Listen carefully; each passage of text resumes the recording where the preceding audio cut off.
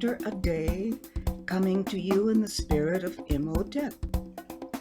5,000 years ago, Imhotep gave some very good advice.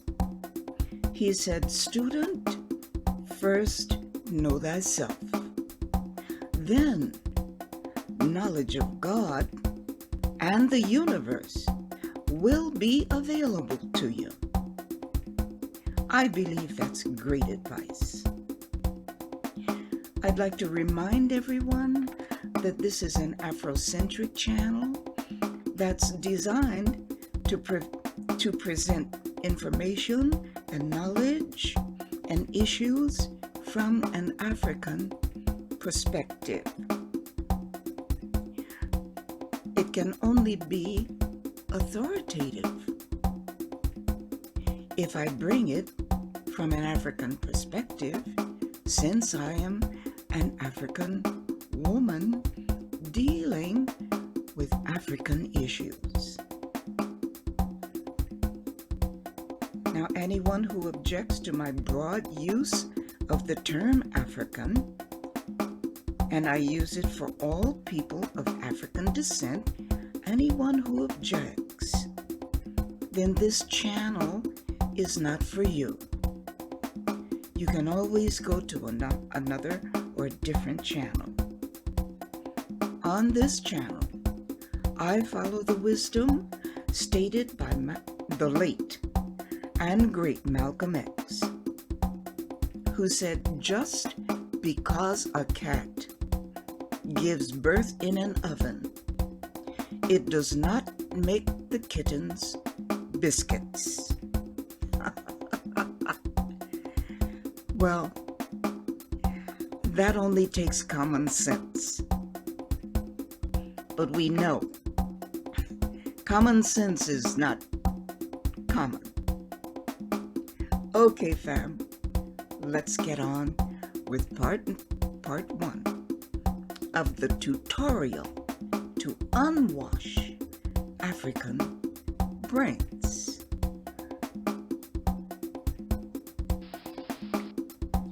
I have to warn you that there are some harsh statements that are used in this video, for which I don't apologize. I believe that the efficacy of the medicine, which is the language that I use, the efficacy of the medicine needs to correspond to the seriousness of the illness, which in this case is considered the illness of assimilation into European culture. Illness. Let's get on with it. Here is the introduction that presents the problem that I see, the problem that motivated me to create this particular tutorial. The problem that I see is African assimilation into Caucasian culture. Now, we refer to it as brainwashing. And this brainwashing, this assimilation into Caucasian culture has created serious harm to the African psyche. So this tutorial shows us how to unwash, yes, unwash our brains by presenting fundamental features of traditional African and traditional Caucasian cultures. Now that will actually start in part 2, but I'm mentioning it here. So this information provides intellectual and rhetorical tools with which we can change the African narrative. It is time for us to flip the script.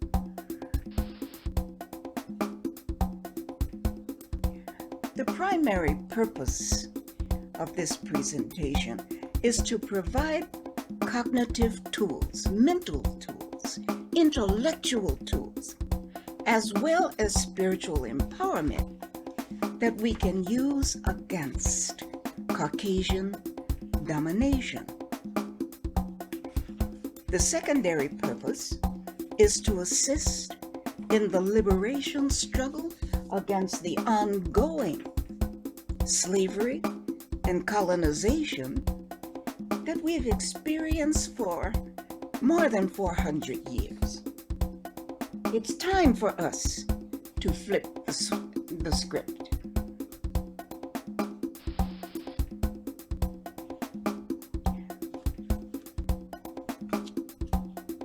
When I started thinking about the goals that I wanted to set for this tutorial, I came up with 4. First, I hope to help decolonize African minds on the African continent. Second,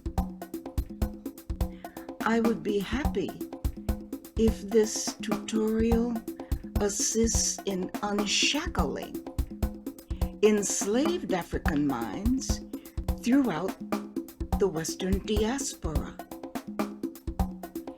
Third, I really hope to expose the insidious nature of the Caucasian cultural and religious matrix into which African minds are plugged. This is what we call brainwashing. And 4, I hope to encourage and strengthen the unity between continental Africans and diasporan Africans.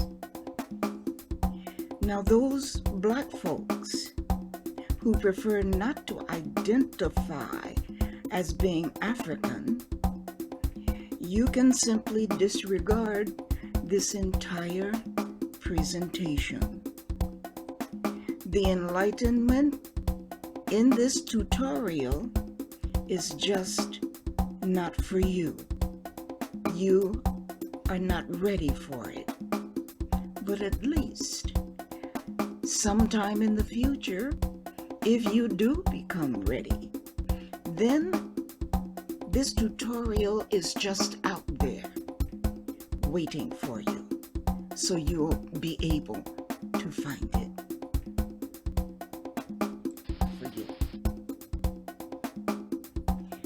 Here are the objectives for this tutorial. Increase the number of liberated African minds. Increase the sense of African self-identity. Increase the number of positive Afrocentric or Africa-centered narratives. Increase the knowledge of pre-slavery African female and male accomplishments, starting with 200,000 BCE. Now, I know that stretches a lot of people's brains, but our history starts even 1,000 years before that. So I hope you're not really letting anyone tell you that our history started, or even human history, started only 6,000 years ago. African history started 300,000 BC, but I take it from 200,000 BC. And the final objective is to increase Pan-African unity between diasporan Africans and continental Africans. We've got to do this, fam. Together we can do this. Our brothers and sisters on the continent need us, and we need our brothers and sisters on the continent. We just have to do it. Otherwise, we will forever be slaves with nowhere to run. The approach that I use is to present the definition, the origin, elements, role, and function of culture. This is part 1. And to reveal how cultural norms are created and reinforced and transmitted. In part 1, I also discuss how culture shapes and governs human behavior. A lot of people talk about culture, but they don't really understand what it is. So in this tutorial, I lay the groundwork of culture, how it works, why it is necessary in human existence. And this discussion of culture leads or segues right into the discussion of behavior and behavioral norms. Those two discussions automatically are linked.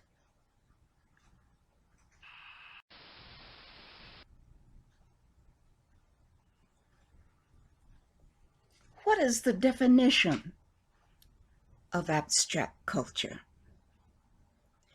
Culture is an abstract concept that is fundamental to human life and human survival. It was developed by early humans by adapting lifestyles to various climates and ecosystems. Culture is shared and reinforced by people in a society. It is inherited, taught, and transmitted to future generations. Now, many people who speak of culture talk about it in terms of music and dance and food, but they don't really understand what it is. So culture as a concept is completely abstract. It is adaptive, it is inherited, it is shared, it is reinforced, and it is transmitted to future generations.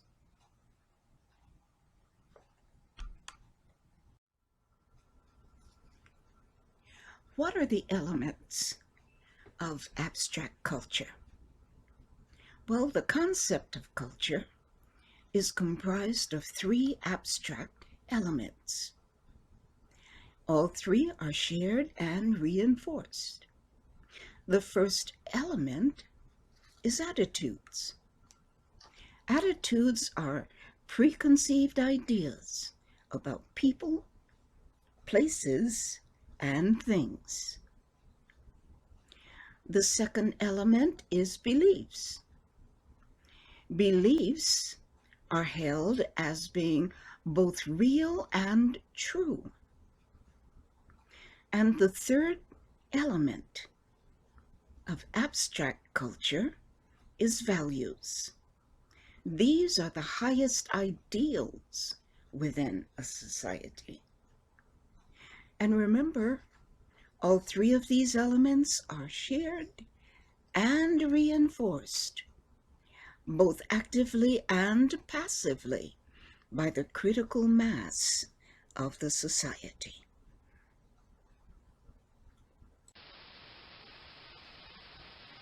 What is the role and function of culture? First of all, we must understand that culture is a survival strategy. It was created and originated by early humans.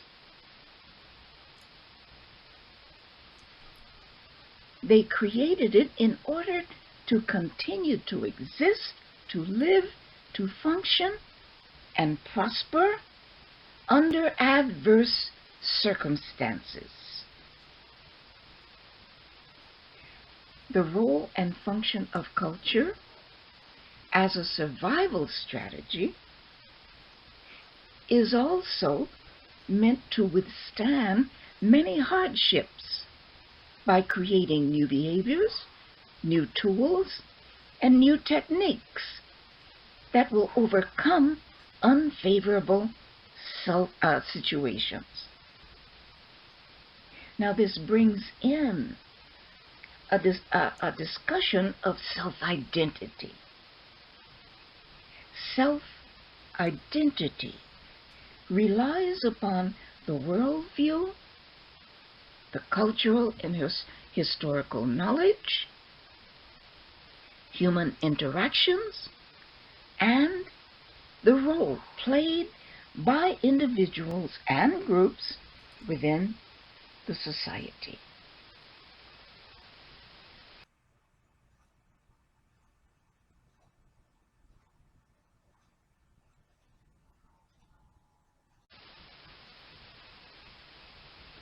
We move on to behavior. Behavior is the expression of concrete culture. Or some would say that behavior is a concrete expression of the abstract elements within culture. Now, culture is the basis of all human behavior, all social action, and institutions. Every culture, every society has institutions. It doesn't matter how large or how small the societies are, they all have institutions. Behavior is a total way of life that is commonly shared within a society.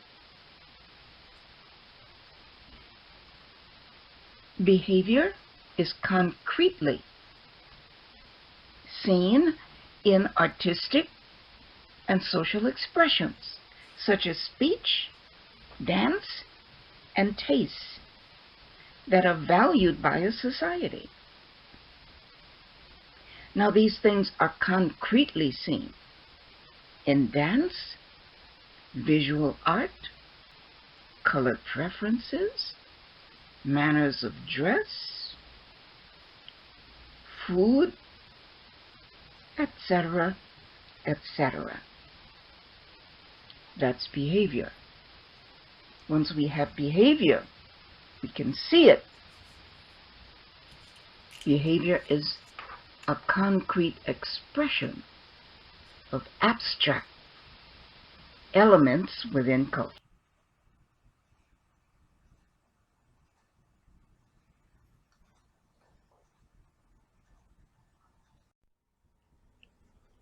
Let's start talking about cultural norms and behavior. Cultural norms are unique patterns of behavior, and they are designed to maintain social stability. Cultural norms are learned. They're learned from parents, peers, teachers, church leaders, and other individuals. And these individuals shape the culture of a society. They teach the cultural norms. They teach acceptable and unacceptable behavior.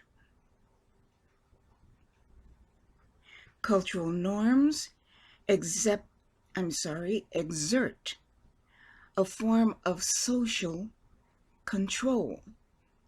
And it is done for the purpose of creating and maintaining social stability. Social and cultural norms are enforced in two ways. They are enforced formally and they are enforced informally.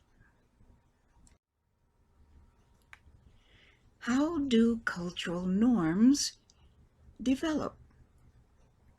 Well, first, they are established and transmitted by various institutions, such as government, religion, and family. How does it start? Well, it is transmitted through a process called primary socialization, and that begins from birth. It begins with parents. Then these cultural norms are reinforced by secondary socialization. That's the following process. Once the child in this society enters the school system, for example, then the child is exposed to the opinions and the opinions of others. And the child learns that people in broader society are expecting the same kinds of behavior and cultural norms as they were taught through primary socialization in the home. So primary socialization begins from birth in the home through parents. Secondary socialization begins once the child begins to venture out from the home. And the child learns that greater society, broader society, has the same expectations in terms of behavior, the same expectations as those that were taught by the parents in the home. Now, cultural norms are very deeply ingrained within the psyche, so much so that as individuals, we may not even be consciously aware of those norms. We are just acting them out unconsciously. We become conscious of our own social norms, cultural norms, once we leave our society and go to a different society. Once a person leaves his or her own culture and travels, for example, to another culture, then the person becomes aware, becomes conscious of her or his own cultural norms by witnessing a different set of cultural norms in this new society.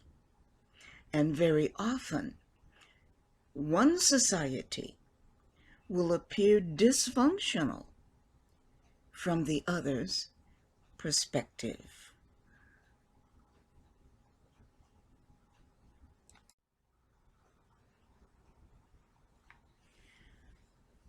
Let's talk now about conformity to cultural norms. Conformity. Conformity is enforced by all institutions within a social system. And this enforcement is done in order to maintain stability social stability. How do institutions do that? Well, they use laws, regulations, and policies, for example. So cultural norms are thereby ensured by institutions. These institutions are supported. They receive financial support, usually by government, so that they can afford to enforce laws, regulations, and policies. Cultural norms very often provide rewards. I probably should say they always. Cultural norms always provide rewards and punishments. That's what's on the other side. But the rewards come in the form of social status, privilege, and finances. Punishments can be in the form of prison sentences, fines, those kinds of punishments.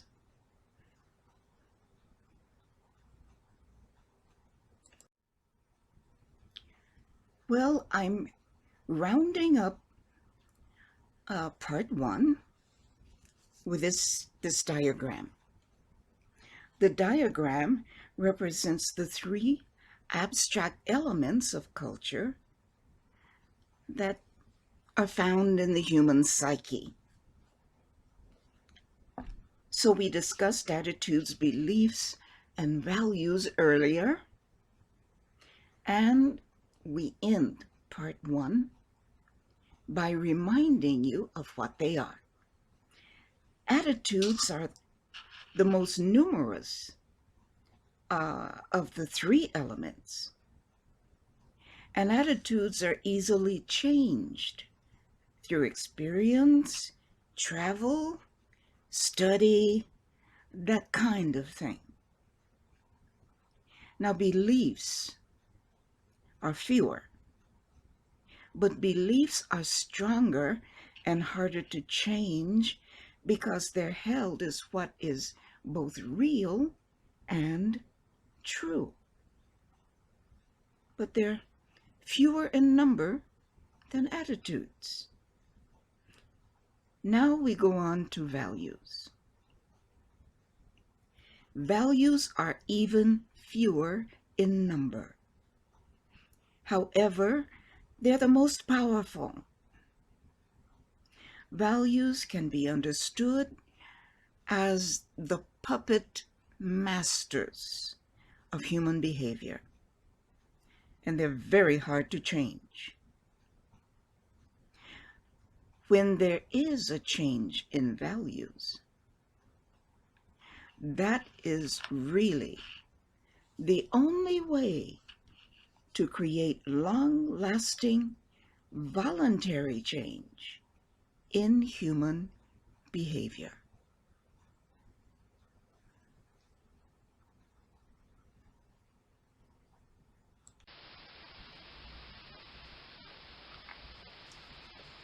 Well, we've come to the end of part one, and we've laid the groundwork with definitions, discussions, and descriptions of various aspects of culture. So now that the groundwork has been established, we are now ready for part two. We are ready to conduct the cross-cultural analysis of traditional African culture and traditional Caucasian culture.